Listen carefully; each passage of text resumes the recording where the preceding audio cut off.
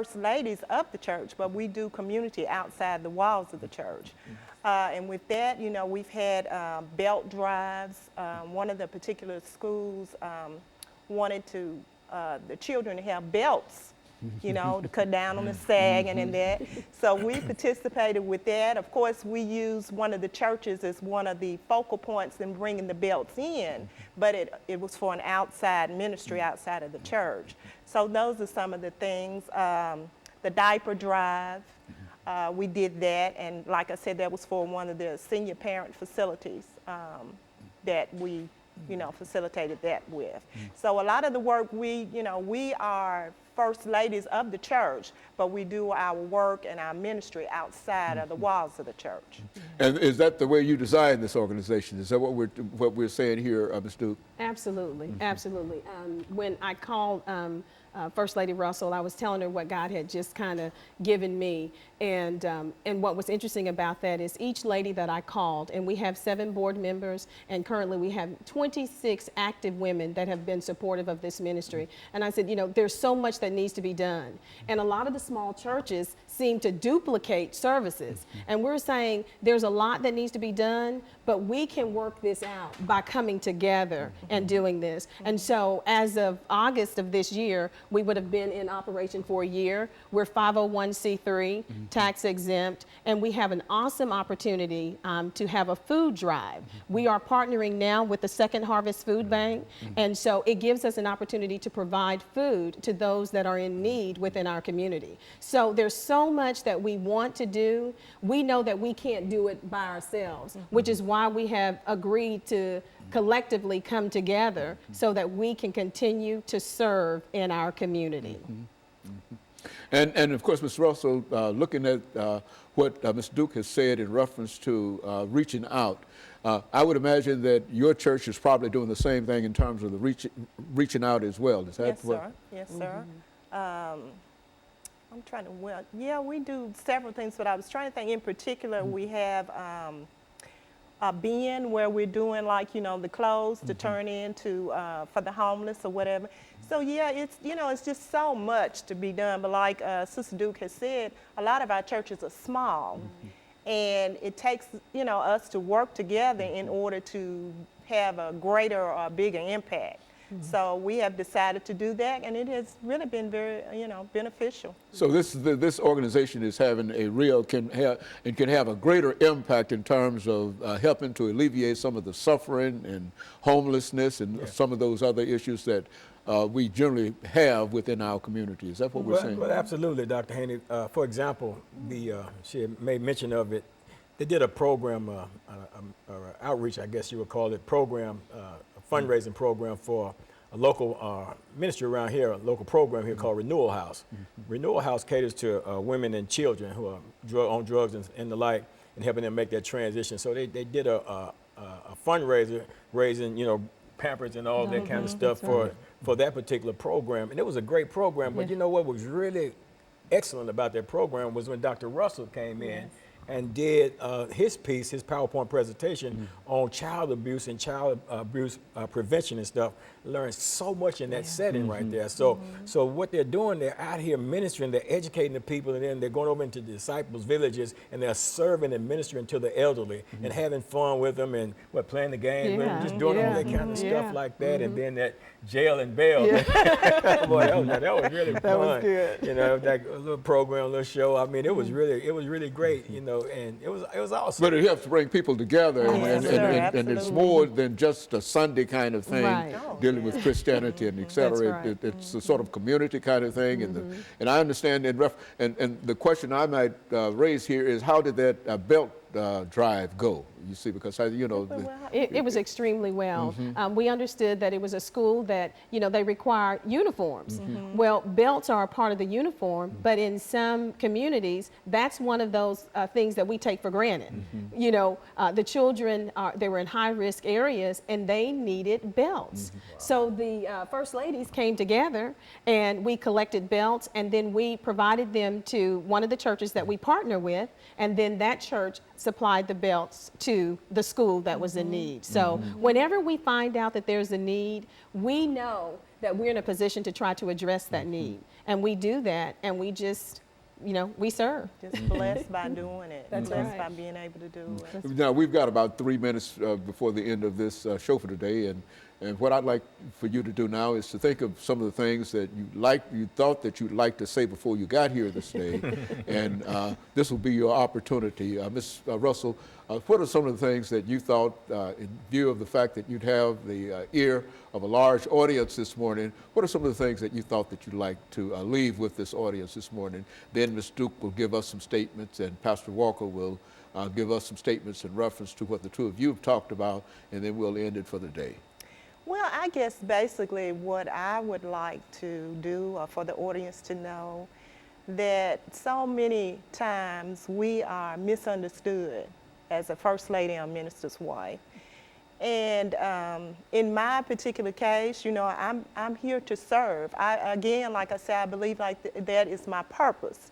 It's not like I want to be served. I want to serve. God said that we should serve. We should be servants. And that basically is what I'm all about. I love serving. I love being a help to the community or to anyone in need. So that's what I would like for them to know. Some final statements, Ms. Duke. Well, I just, I thank God for the opportunity to even have been a recipient of the vision to start But God Ministry. One of the things that I say is, it's bigger than me. Even with that the vision, it would not have been successful unless women like Sister Russell and the 7 board members that we have, and unfortunately I can't call each of their names right now, but they know we love them. But the point is, our ministry, it's a 501c3. It can open up doors that wouldn't be open for just other nonprofit agencies. There's some validity behind what we're trying to do. If there was one thing that we could just get out there, is just to say, if there's a need, allow us to do that. As senior pastors' wives, as widows of past pastors, we want to serve, and we are in a community where there's a need, and we want to be able to address that need. And if some women that fall into that category are listening this morning, what would you say in terms of how they might be able to get in touch with you, your organization, and et cetera? Well, we actually have a website. It's www.butgodnetworkingforyou.com. And the number where we can be reached at, of course, is 615-300-2154. And anyone that's interested in being a part, whether it's serving, providing services, we are eligible for grants, but we're not getting them. So any donations to help our ministry continue to serve, we are welcoming anyone, any first lady, any committed volunteers. We want them. Right. A final word in reference to the But God Ministry, Pastor. The part that's been left out all throughout this thing, networking for you, because what they're doing, they're finding needs and they're filling them. They're networking, like with the belt drive. They got the belts together, gave them to a church that distributed the belts. So they network to meet those needs of people, like with Renewal House and the like. So, and I would encourage pastors to encourage your wives to get involved with this But God Ministry, and the pastors that's wives that are already involved, I would encourage you to get more supportive of your wives who are involved in this ministry. Very good. Let me thank the 3 of you for coming by and giving us that excellent information about the But God Ministry. And I'm almost sure that others will be encouraged and will get in touch with you in reference to this. And let me encourage our audience to tune in again next week for another informative edition of Comments. Thank you and good morning.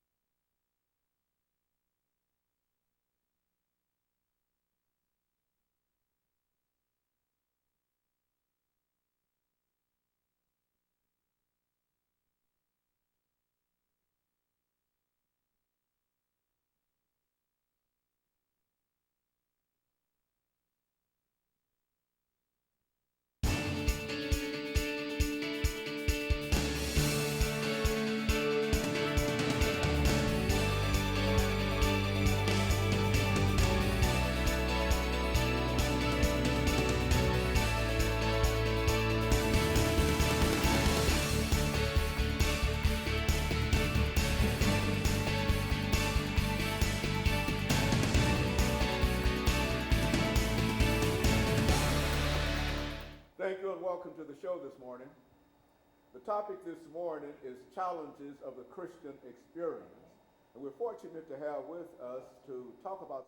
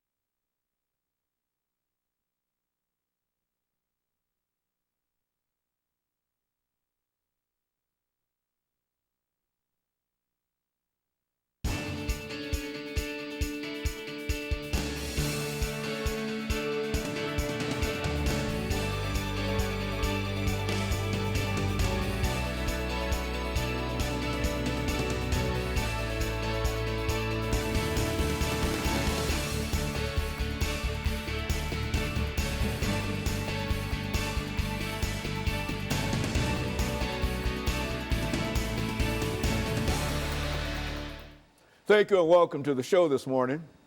The topic this morning is challenges of the Christian experience.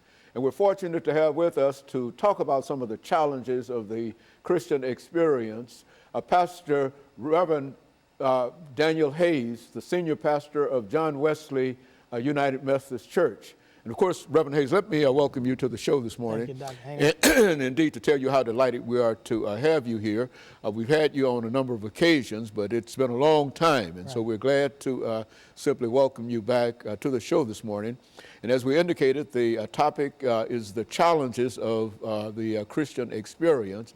And what we'd like for you to do is to talk about some of the opportunities and some of the challenges that you find within the Christian experience, using, for the most part, some of the ideas that you have in a recent published book called The Persecution for Righteousness' Sake, and to use that as the basis of some of the challenges that you have found in the Bible in reference to the Christian experience and how people might be able to overcome some of the challenges that they have. But before we do that, Pastor Hayes, let's see if we can have you to give us some information about your background, your education, and your experiences. Then we'll have an opportunity during the second segment to get into what we call some of the challenges of the Christian experience. Thank you. Well, Dr. Haney, one of the, I've been in ministry for basically all of my life. I started preaching at the age of 9 years old. I have attended Tennessee State University, Vanderbilt University, Gammon Theological Seminary, where I received my Master's of Divinity. I've also had an opportunity to just work with many people growing in ministry. I've been pastoring in the United Methodist Church for over 37 years, several churches. All of those churches have been growing and live churches, a lot of different situations. So it has certainly been interesting and an opportunity to do a lot of different things. Also, you find in the ministry opportunity to deal with a lot of different people. Through church growth, I have won one of the highest awards in the United Methodist Church called the Denman Award. This is an evangelism award. So I also had that opportunity to win that award. Several years ago, we took a church from very few members to over 400 members in like a 3-year period. So that was also an exciting time of ministry. Just continue to grow, continue to learn, continue to work with people has been one of the things that I've enjoyed doing. And so certainly I'm thankful for that. I've also participated in many workshops, have led many workshops in the United Methodist Church and outside of the United Methodist Church. And so that have given me strength and courage to do the will of God for the ministry and trying to reach people and save them and bring them to church, and also to lead them to a life of being a Christian for the Lord.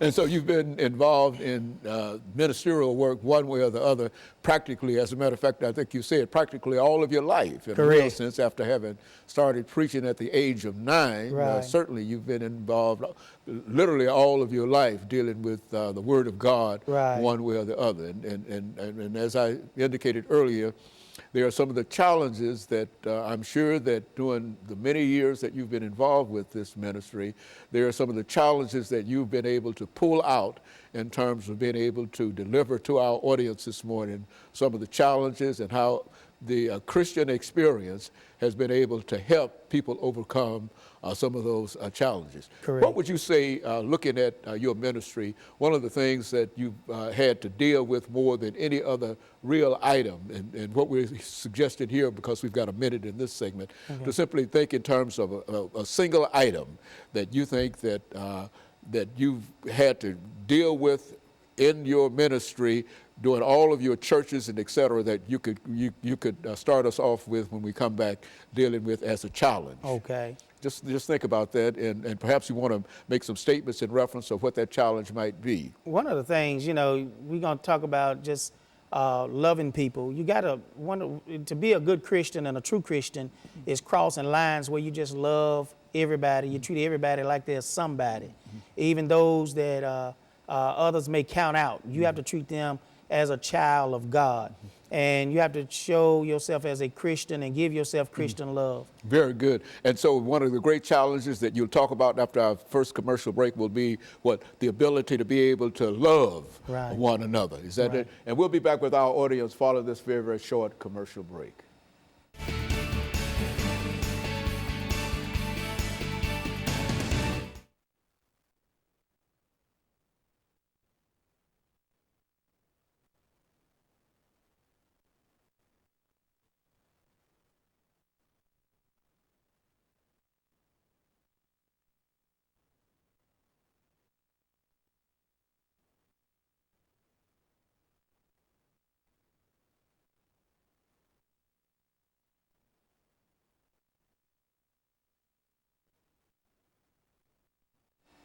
Thank you and welcome back to the second segment of the show for today.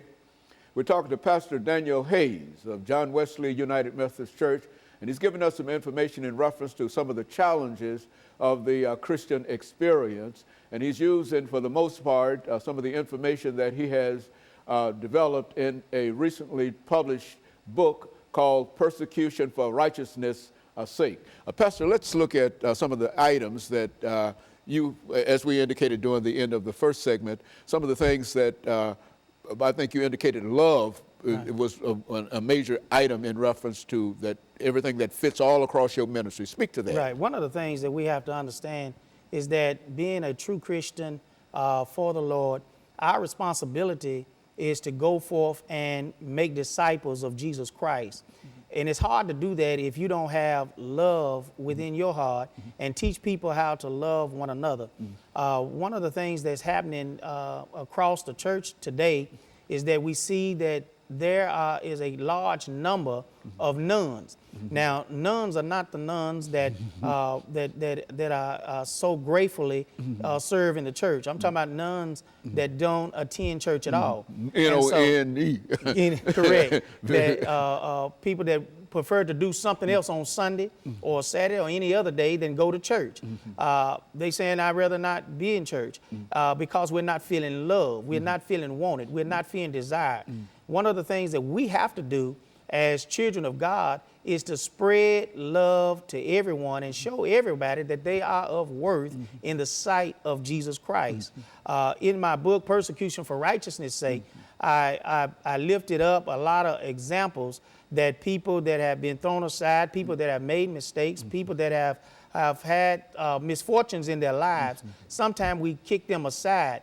But Jesus Christ always spent time with people and gave them a second chance, a second opportunity. And sometimes it wasn't just a second opportunity, it was another opportunity because we've used up our first, second, and our third opportunity. So Jesus just keep blessing us and keep giving us opportunity after opportunity. And we can think of some of those opportunities. One was, you can think about the woman at the well that nobody else wanted to associate with, be with, but Jesus came to her, talked with her, shared with her, and after their conversation, this woman ran into the city and told everyone, come see a man. And she fell deeply in love with Jesus, not as a physical love, but a spiritual love and an inward love. And that's what we must be spreading as the church today, is teaching people how to love Jesus Christ first and each other, so the church will become the true church of Jesus Christ. And so that makes a great element. Continue on. One of the other things that we have to do is that one of the major things that Jesus Christ have always done for us, he has always looked beyond our faults and see our needs. And in the book of Persecution for Righteousness' Sake, what I've tried to do is make it an inspirational book. So people who have fallen down, Jesus let us know we can get up. People who have made mistakes, Jesus let us know that we can turn our lives around. People that have gone through some turbulent times of life, you got to understand you can come back. And Jesus will be with you, because Jesus is one that does not just look at the times that we have fallen. He look at where we can go and how we can get there. And so developing a love of Jesus Christ is the first and foremost thing that we as Christians have to teach all of God's people. And so that's one of the things that we're going to be, we look at is persecution for righteousness' sake, is also letting people know that sometimes you just can't deal with the main issues that a person might be going through, their storms. You can't just deal with their hardships. You can't deal with just the fact that this person have come from a place that we have never been. But what we have to do is reach out to people and let people know that we love them, but more important than that, we got to teach them that God loves them, so they can get up and run like they never ran before for the Lord. So that's one of the things that we want to do, is let people know that once you've gone through the storms, you can come out. You can start all over again. You can reach the top regardless of where you are. If you're in the valley today, you don't have to stay in the valley. If you on a stormy sea of life, guess what? That stormy sea can also pass by, and you will find yourself sailing on blue waters and on clear waters. And that's what God desires for us. So what we have to do is unite together and show people that God is a God of love, and we got to be stewards of love. We got to let everybody know, if we are claiming that we love Jesus Christ with all of our heart, our soul, and our mind, we got to show other folk that we love them and not be afraid to love folk. I used to have a saying when a person would join church, one of the things that I ask of you is that you love us, but more important, you be reminded over and over again that we love you, and we are not afraid to love you. One of the things I find out in church today, everybody's afraid to love each other. And so if we're going to be true Christians of God, we have to step out on faith and just love each other. And that's what you mean when you say step out on faith, that you might have to love somebody who might not love you at that particular moment, but by your love, they might respond differently. Is that what we're saying? Correct. When we show love, sometimes love come back. And so what we have to do is let people know that, hey, we're about the Lord, and we're going to love you. And if we love you enough, then surely they will in turn start loving you back. And not, in a very spiritual way and a Christian way where folk can get along together and share together. Reverend, one of the things that we've noticed in reference to a large number of individuals, not only in church, but a large number of individuals, is that so many individuals have grudges and unforgiveness toward people. What would you say in reference to that, to people who have an unforgiving heart, a non-loving heart? Yeah, one of the things that we have to do is be reminded of Jesus Christ, because one of the things that keeps us down and defeats us is an unloving heart, an unforgiving heart. But one of the things that we have to also remember is that it also takes something on the other person's part too. Jesus says that if you repent and you ask me to forgive you, Jesus will forgive you. So we need to learn to share with one another that it's not hard to say, I'm sorry. It's not hard to say that I'm willing to come to you. But when a person come to you with those words, then we have to be Christian enough and love them enough to say, yes, I'm willing to start all over again. Jesus starts all over with us every day of our lives. And that's why, regardless of where we're being, we can say, thank you, Lord, for what he's doing for us. And that is the attitude of forgiveness that should be a part of every church, just as the attitude of love ought to be a part of every church and every ministry. And of course, we're getting ready for this second commercial break. Then we'll come back and allow you to further expound upon some of these ideas. And we'll be back with our audience following this very, very short commercial break.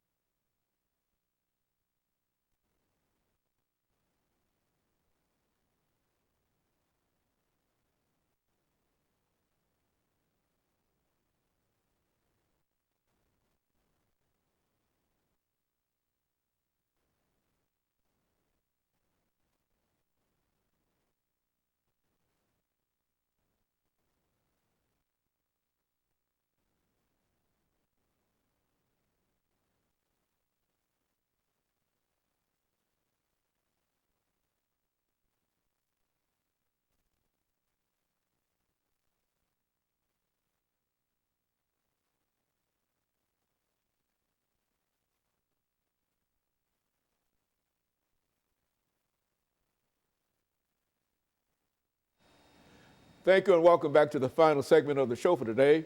We're talking to Reverend Daniel Hayes, who is the senior pastor of John Wesley United Methodist Church, and he's given us some information relative to the challenges of the Christian experience. And Pastor Hayes, let's look back over some of the things that we've said, and especially in reference to the text that you have here. I think that you, as you indicated earlier, and as we've indicated earlier, you've written a book dealing with some of the challenges that with another name, persecution for righteousness' sake. I think that's the name. Why don't you hold that up, show that, and tell us why you think that this is an important book and some of the things in reference to it that you believe that ought to encourage people who will have an opportunity to read such a text. One of the things, Dr. Haney, is in this book is people have gone through a lot in their lives. People have been mistreated. People have been brought down. People have made mistakes. And because of that, it looked like that once you are down, you stay down. This book, Persecuted for Righteousness' Sake, is to encourage people that because of a mistake, because of any failure in life, because of anything else, you will have a second chance to get up. You will have an opportunity to come back. God looks beyond our faults and see our needs, and therefore we need to be able to look in the mirror and say, I'm going forward. I'm not going to stay where I am. There's a story in this book, and it's entitled, Never Going Back There Again. And what that story is basically saying, regardless of my past, regardless of where I've been, regardless of where I come from, I'm not going back there again. The mistakes that I made, I'm going to leave them in the past. The wrong that I've done, I'm going to leave it in the past. The accusations that have been made on me, I'm going to leave them in the past. I'm not going to carry all of that with me in the future. I'm going to let it go, and I'm never going back.